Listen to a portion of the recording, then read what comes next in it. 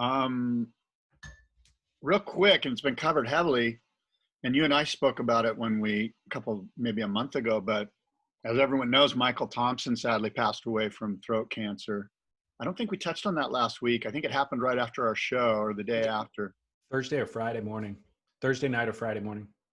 So anyway, there's a ton of information out there about his legacy and who he was and what happened. And I don't know if we need to rehash it all other than to say that he was considered by many in the surf industry as iconic and forward-thinking and a creative mastermind regarding branding and how to take brands to new heights and frankly to new lows.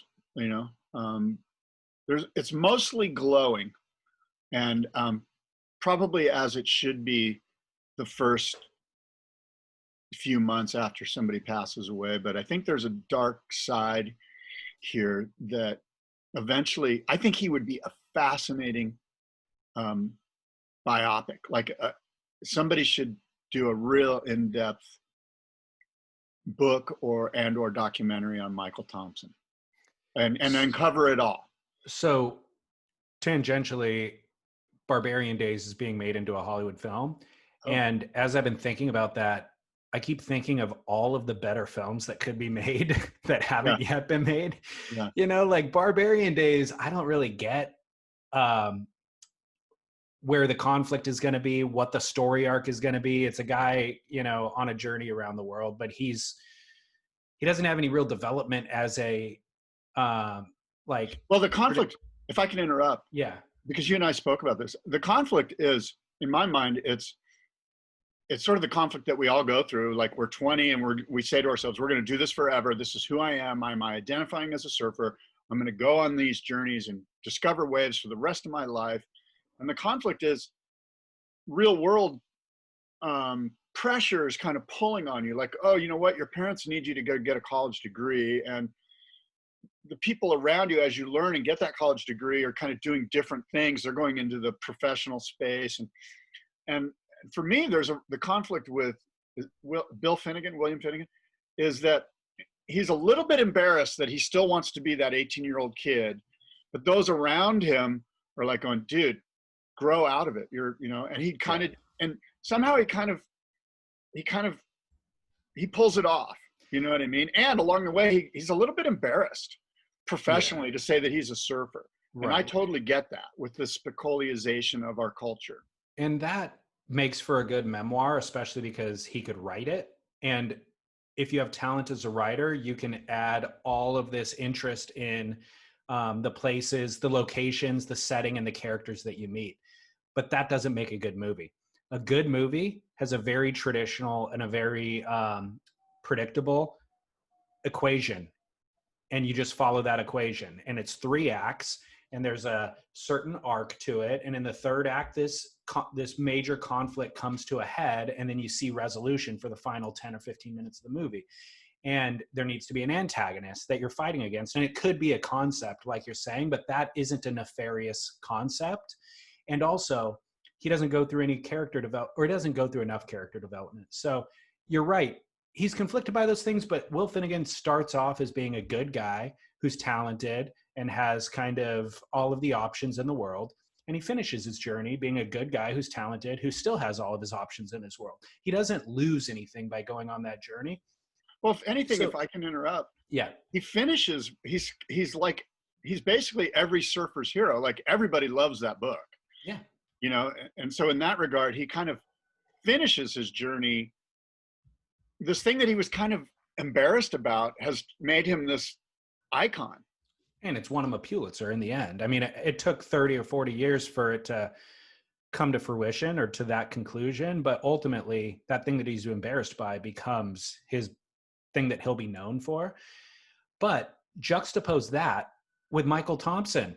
I mean, like, Michael, what makes a better movie? It's like no question whatsoever. The Michael Thompson thing, you go, oh, wow, there's 10 movies here. Maybe this should be a miniseries.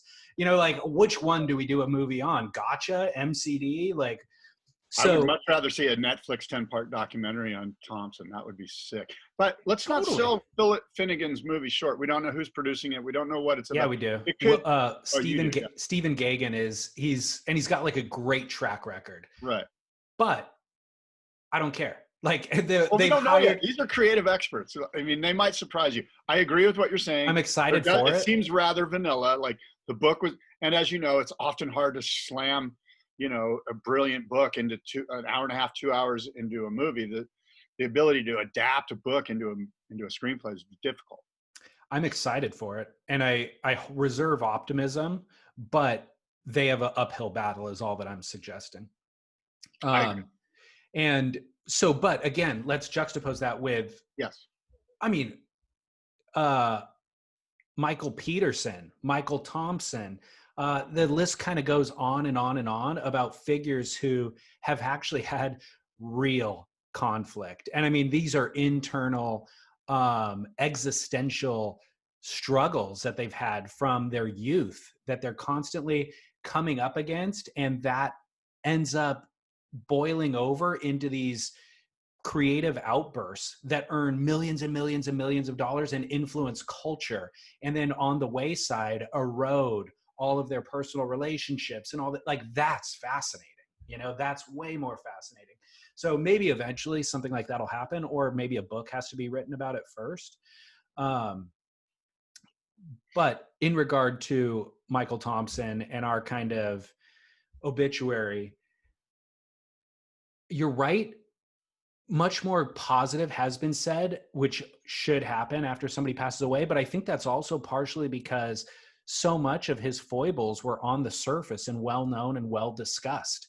So there's no sense in rehashing, and there's no version of pulling skeletons out of the closet, because those skeletons were on the front page of the OC Register as recent as 2 years ago. You know what I mean? Yeah. Yeah. So we were all kind of aware of the foibles.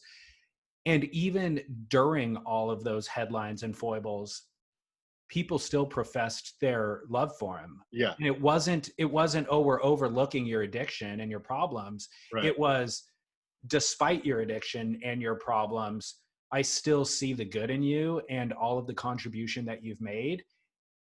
And I want to like, I don't know, remind you of that, and like celebrate it. Yeah. So I think that he's an interesting character in that way, that everything was on his sleeve, Yeah. I think there's a lot there. And I'm sure that, let's just let this settle, and somebody will creatively will pick this up and run with it. And who knows? I mean, did you ever have any personal interactions with him? No, I never did. I was always a little bit intimidated by him. I never, I maybe saw him once or twice at a SEMA event down in Cabo or something. Was in the same sphere with him, but I don't know. I always felt like he was pulling the wool over everyone's eyes a little bit. In what way? I don't know. It's weird. There's part of me that's, I don't want to go down this rabbit hole right now, to be honest with you, but I just feel like I didn't really know him. And so my opinion of him is kind of BS, because it doesn't have any foundation in truth. Like everyone that I respect, it's kind of like Dylan. Like, I'm not really a Dylan guy, but all the musicians that I love absolutely bow down to Dylan. And so I bow down to Dylan by proxy. And in fact, I'm starting to really get into Dylan lately. I'm huge into Dylan. I know you are. I never not into Dylan. And that's my own ignorance, right? And so I kind of feel that way about Michael Thompson. Like, everyone I know that knew and was in Michael's zone bows down to him in many ways. And so I have to by proxy, and I didn't know him. So my opinion of him is kind of bullshit. So I relate to some of what you were just about to say about pulling the wool, but this relates back to the Laird IPO as well, is that none of it makes sense. Like, I don't get how you can run successful businesses that don't make a profit and in fact lose tens of millions of dollars, right? Like, on the surface, I don't get that. But then I have to realize turns out I'm not the smartest person and that other people are smarter than I am and they have longer goals and they see where that, you know, like, so with people, like I've had interactions with people, not Michael, but maybe somebody like Michael, where I think, God, he's pretty slick. And I like the words that are coming out of his mouth, but I don't know that I would give him money for this next venture because I don't really feel confident that he's going to follow through. He seems kind of flighty, you know, or whatever it is. And then that person, the people that do invest in that all make tons of money. And I wish that I would have gotten in. And maybe Michael still has all those flaws that I identified, but he also had all of these great virtues that I wasn't able to identify because I was predisposed to feeling trauma based on what I was sensing or something, you know? Yeah. So I don't know. I think that, I don't know that there's very few people, let's say, who are nefarious and like all out evil and bad. Hitler's one of them, you know, Charles Manson's one of them. There's very few people like that. And everybody else is full of gradation and facets and all this sort of stuff.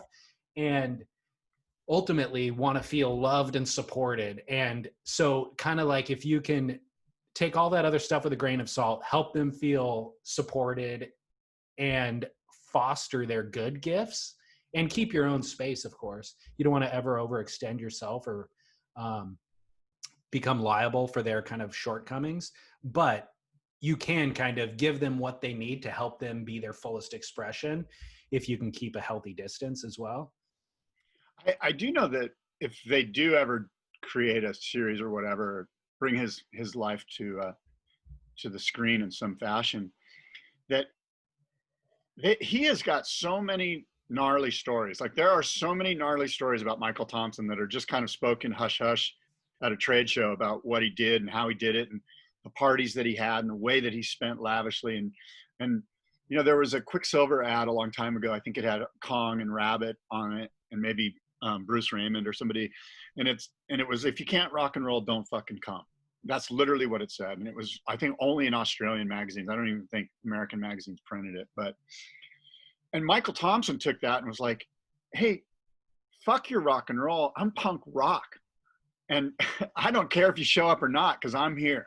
Yeah. And it was really, and from that was like, he actually lived that. Like, totally. You get the feeling that somebody in the Quicksilver marketing department kind of came up with that. Like, hey, this is kind of cool. Yeah. But Michael Thompson's like, dudes, I'm living this. Like, this is happening. Come to my house. I'm partying right now. He was probably, for sure. And it was like 8 a.m. when he was saying that. Exactly.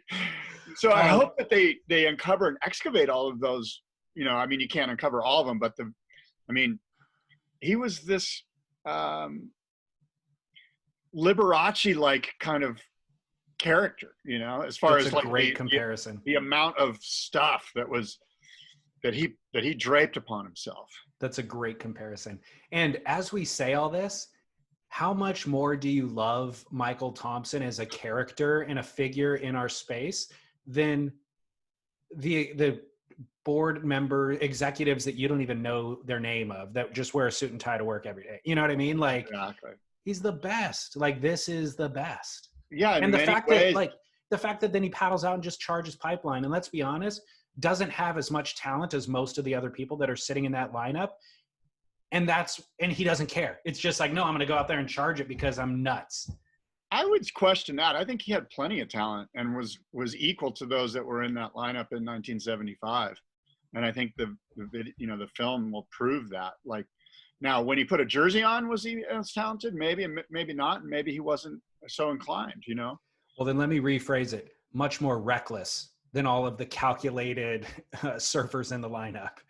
Yeah, I mean, I think who he was translated into his exactly pipeline. Yeah. And there's a lot. I mean, it's true that. Well, anyway, let's end there and just say we can't wait to see something about Michael Thompson's life, because what I was going to say is that in many ways he kind of embodies that Dora kind of mystique, right? Yeah, like exactly. He's kind of this bad boy. He was kind of this just crazy. He did not everything.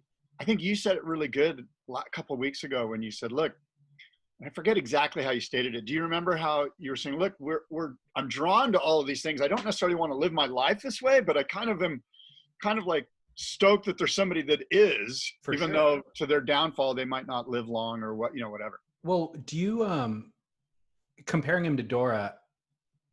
I mean, I feel like Michael liked the limelight a lot more than Dora. Did Dora shirk the limelight? Yeah, when I compare him to Dora, I don't mean necessarily like specifics. No, I mean more like he was sort of like an anti-hero. You know what I mean? Like he kind of flipped off a lot of the he flipped off the guy that's just showing up as the CFO at Quicksilver, and he was more like, hey man, I'm doing this over here and rock and roll punk rock. You know what I mean? So he had this anti-hero thing that was kind of similar to Dora. I feel like Dora, I'm not picking apart your metaphor. I'm just analyzing him. I feel like Dora was up to criminal activity, and he wasn't maybe not ashamed of it, but he was wise enough to not advertise it. Whereas Michael Thompson leveraged it. Like Michael Thompson was like, no, this is my brand. I'm going to put it on the front page and like lead with all of these crazy antics. Whereas Dora, rumors would get out that Dora was running some scam, and then he would disappear and like not ever address it. I feel like Michael Thompson would just go on front page and like make an ad about it and go, yeah, that's because surfing is this, Right. Somewhere in here, when you're talking about this, Ginger Baker comes up. I'm like, somewhere Ginger Baker's tied into these two characters. He's maybe a little bit more Dora. Like he just kind of was on the run. Yeah. From his issues.